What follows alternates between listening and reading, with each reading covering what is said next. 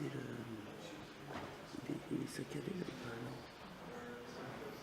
Il n'a pas l'air.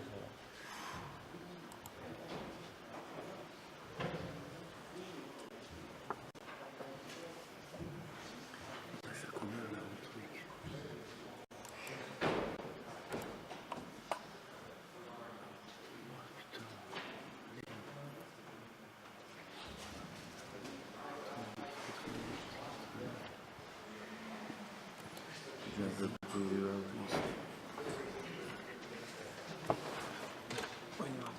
Cool.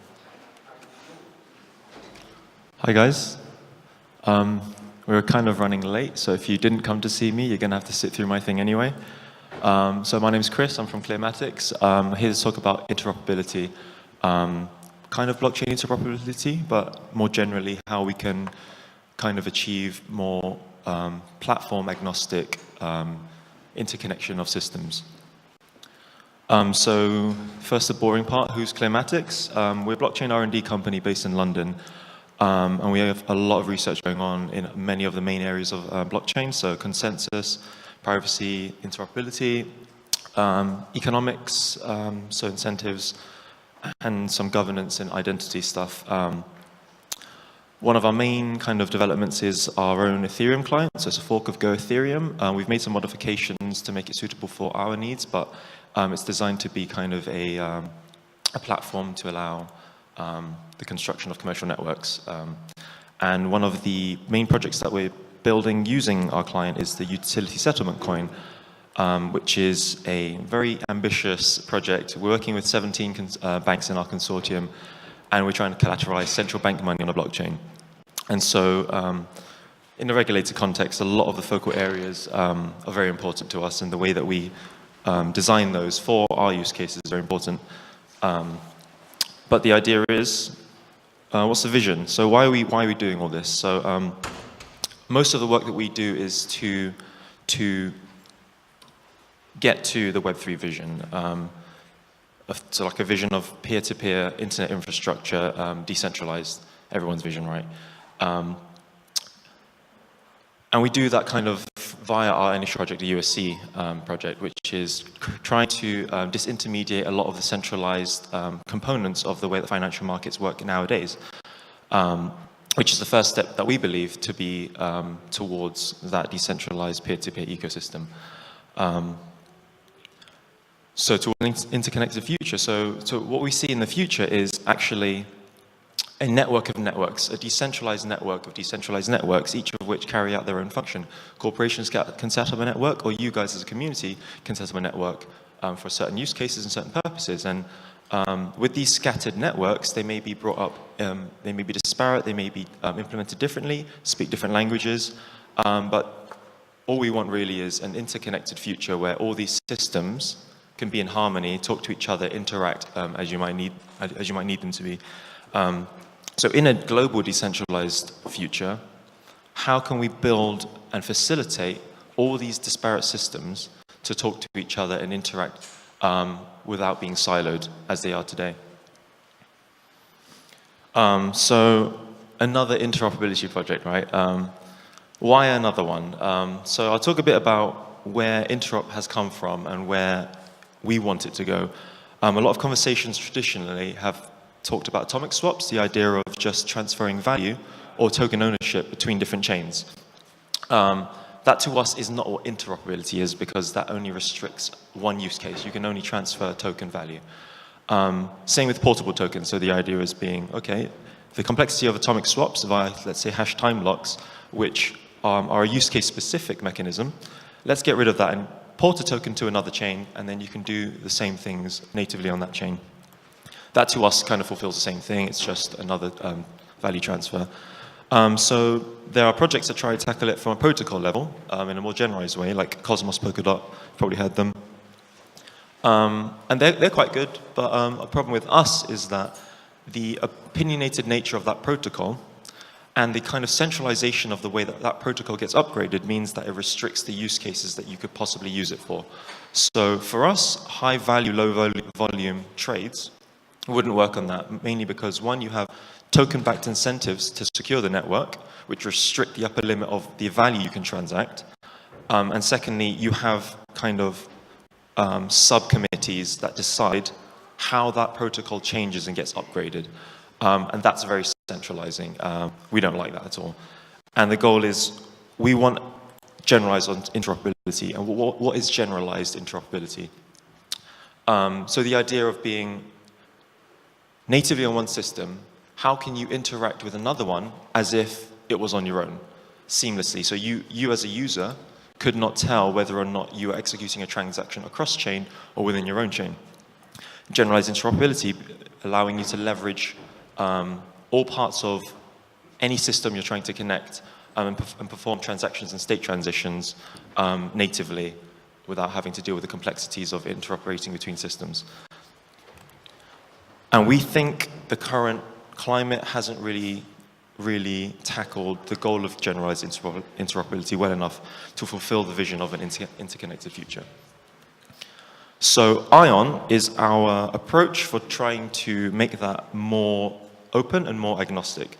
So it's an agnostic framework. So as you saw before, atomic swaps are very use case specific. They built mechanisms around facilitating the transfer of tokens. What that meant was you couldn't do anything else but atomic swaps.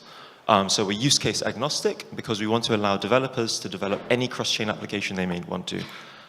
We're platform agnostic. So what that means is the specifics of the framework don't tie itself down to a certain chain or a certain implementation, and it's not opinionated on how that mechanism works as Polkadot and Cosmos are. And infrastructure agnostic. So we don't want to make architectural or trust assumptions to facilitate interoperability because those don't translate to all settings. And so what we want to do is make it easier for developers to look at their chains that they want to connect and say, okay, what do we want to do? What's the cross-chain application we want to write? They don't want to care about all the complexity of having to deal with the finality concerns of two different chains, the way that these chains write state to the ledger, all that complexity. All they care about is, how do I do this thing between these two chains? And so part of the goal is abstracting away all that complexity and providing an interface for the developer to write these smart contracts through an expanding library of interfaces. So the interfaces are an implementation of what we define the protocol to be, which I'll get onto a bit later. And the main idea is we try to leverage the characteristics of the target systems. So we don't want to add more opinionated mechanisms to decide how that happens, but we say, okay, if our chain is Ethereum and our chain is Neo or EOS, we use those characteristics so we don't undermine the security properties of those systems. And very importantly, no token backed and no ICO, so we're not dodgy. So how does the protocol achieve this? What's the architecture? So like I said, you have an application layer. So given a set of implemented interfaces, the developer can then use those to develop their applications. So that's the use case side. And then you have the protocol layer. So this layer is where most of the complexity of interoperation is hidden away from the application layer. And the protocol layer is separated into two other layers. A state persistence layer, which stores knowledge of state from another system, and a validation layer. So the idea for us is for two chains or two systems to be able to interoperate, they must know about each other. And that entails that data must be transmitted between them. And when that transmission happens, that data must be stored on the opposing chain. And then validation of that state to ensure that the data is correct and was not forged. So these two layers make up the complexity of how those systems would connect. I'll dive into each layer now. So state transmission.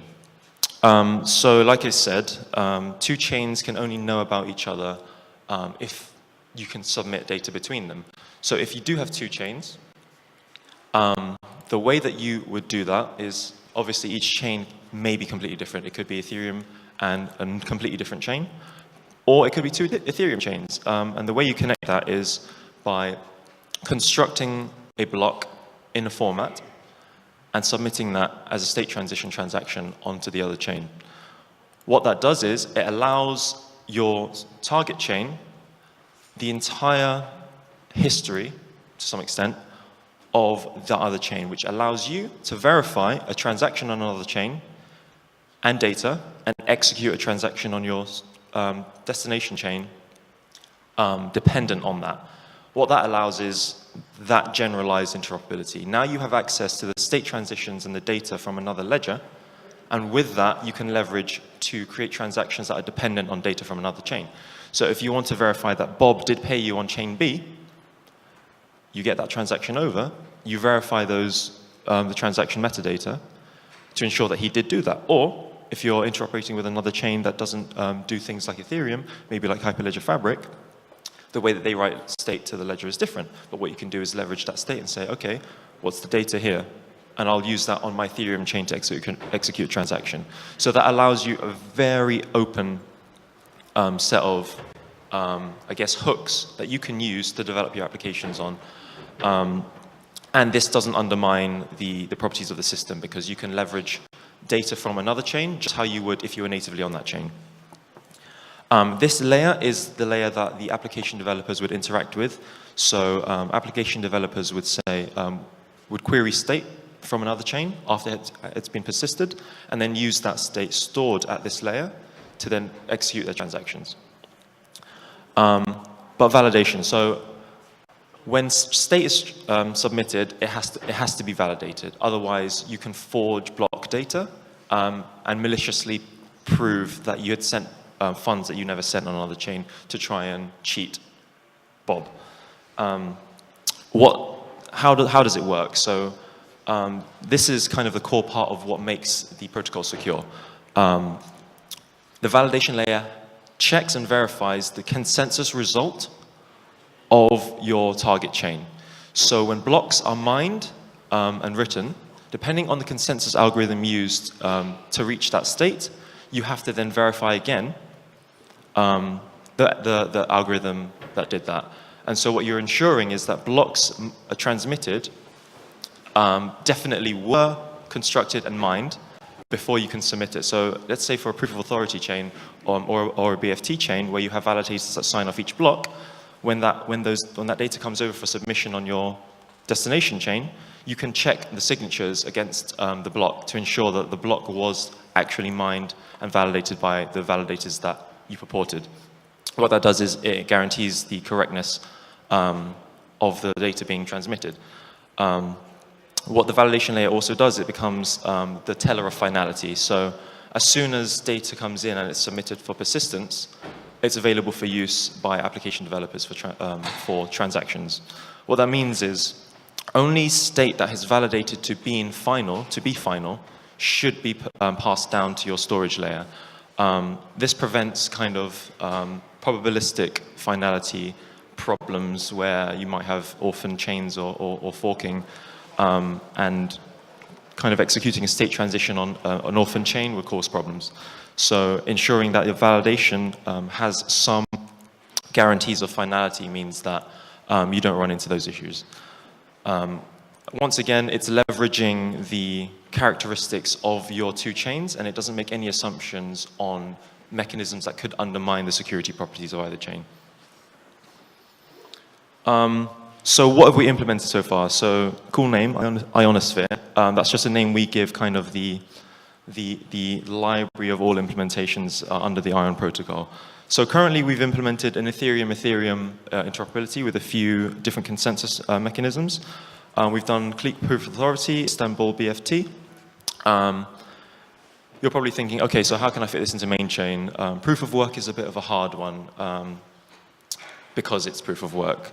So part of the idea there is you could generate a threshold finality before you submit blocks, or you allow everyone to submit every fork that ever possibly happened. The risk there is it's up to the user to know which chain is main chain before they interact with state from another chain. But essentially, whatever consensus algorithm gets implemented in future, as long as you implement a validation layer that replicates that consensus mechanism, you can validate correct blocks. Actually, we've also done a Hyperledger to Fabric work in progress that proves that we can take state from a Fabric chain, submit that to an Ethereum chain, and interact with Fabric state. So we now have basically probably one of the first actual direct interoperabilities between two different, the main two blockchains.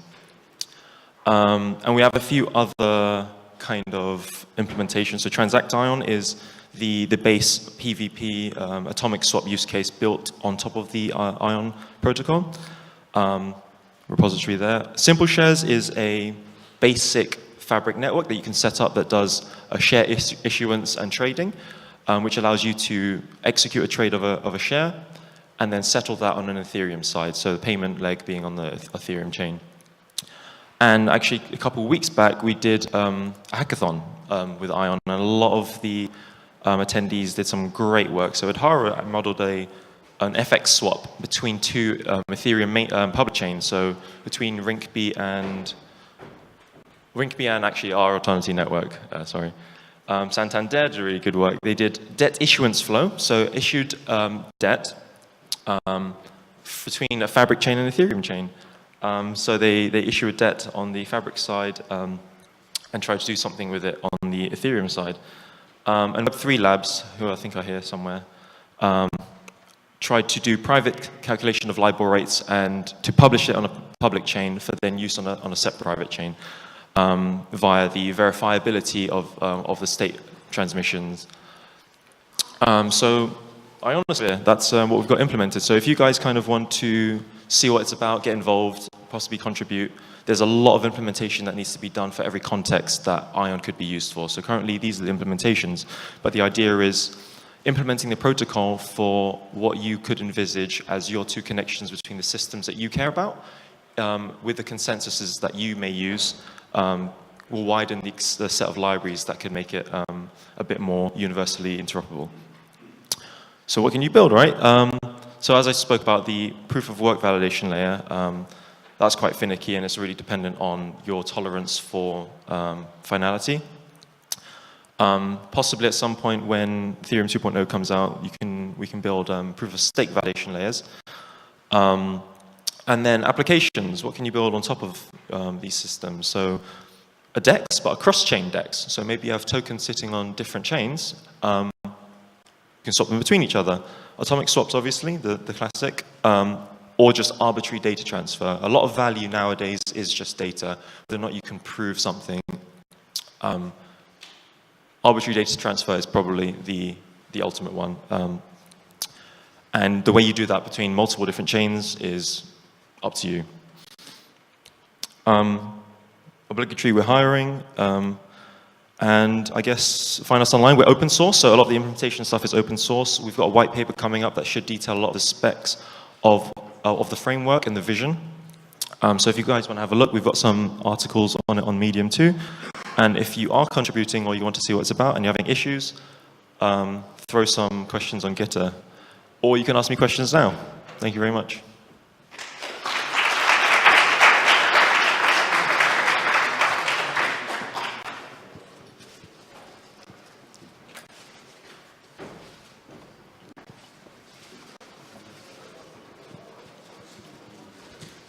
Hi, thanks for the presentation. Can you just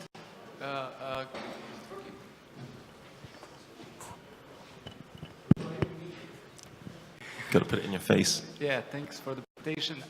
Can you explain in the first stage, sorry, you kind of transmit the data in form of a transaction from one chain to another, right? Yeah. And in the second phase, you kind of validate it. Yeah. By like, if I got you right, emulating the consensus of the source chain, if I got you right. Yeah. How would that work? For example, let's say you have two Ethereum side chains. Both are EVM based, powered, and one is, let's say, proof of authority. One is proof of stake, and both are using Tendermint consensus. Can you just explain? So when you submit that state, when you construct your block for submission, you have to have also the metadata with it that you can use to verify that. So with a proof of authority, you have validated signatures in your extra data of your Ethereum block. Which signature specifically? The validator that those transactions? Or we take the block, basically. You take the whole, okay. Yeah, you take the whole block. You take the whole Okay, block. cool. But what that does is that encapsulates all the transactions that happened, and you can make verifications to that, because in the block header you have two things that we use. So there's transaction tree root and seed tree root, and with those you can assert that any transaction in that block existed in there. So you can make a verification that any transaction exists there using those two bits of the block header. But it's important, obviously, first to validate the block header. So when you submit the block, you can validate the signatures to make sure it was a real block. Otherwise, you can just include random transaction. And then verify that transaction exists. It's a bit of a finicky mechanism because also block headers don't contain that much state. So all you have is a Merkle root that proves that, well, it doesn't prove, it's a hash of all the containing transactions. So you have to kind of deliver a Merkle proof Like for branches. any given transaction for that, Branches, yeah. Okay. And then once you submit that, you can then, using that proof, say, okay, well, this transaction happened, this is the event admitted, here's parameters, and then use that on your other chain. Yeah. Cool, thanks. I have a bunch of questions. Awesome. So Yeah, see me after. Thanks. I think there's a question here.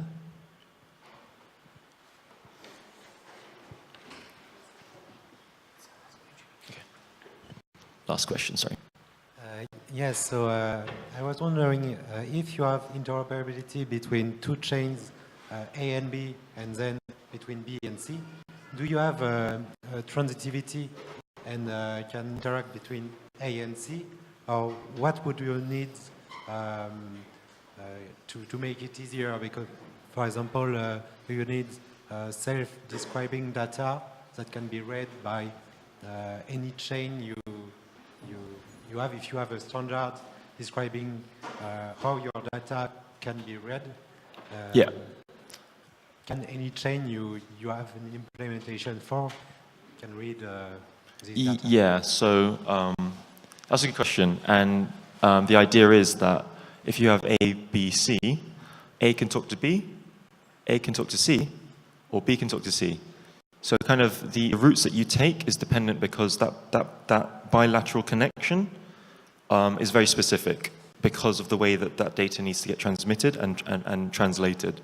So when you construct your block for submission and that gets stored on your destination chain, the way that it then translates that data to leverage it for your transactions there is specific to that bilateral connection.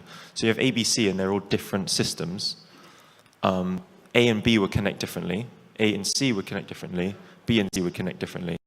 But you can have, let's say, linear, so we call it continuous execution, so linear execution of code that's dependent on state sequentially between a lot of different chains. So you can end up with, let's say, a serial execution of something, maybe a payment rail, where a trade initiates on one chain, it gets executed here, and then the payment settles here. You can have that go through, and basically you have like a seamless set of transactions that will flow through a network, which is amazing for us, because that's the seamless nature we want, right? We don't want to have to think about all that complexity. We just want to be able to execute a transaction in series between networks. I hope that answered your question. Thank you very much, guys.